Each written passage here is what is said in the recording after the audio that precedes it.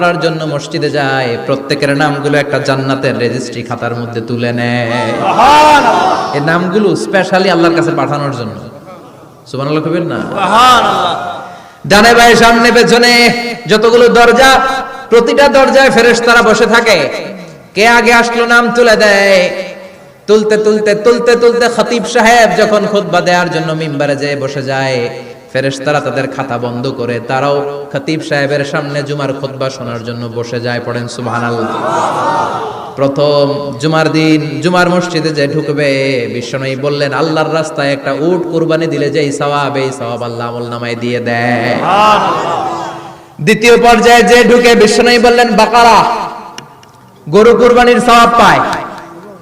তিন নম্বরে যে ঢুকবে, বিশ্বনবী বললেন কাবসা, হাদিসের ভাষায় এসেছে আল কাবাস, কাবাস মানে হলো বকরি, বকরি কুরবানির সওয়াব। চার নম্বরে যে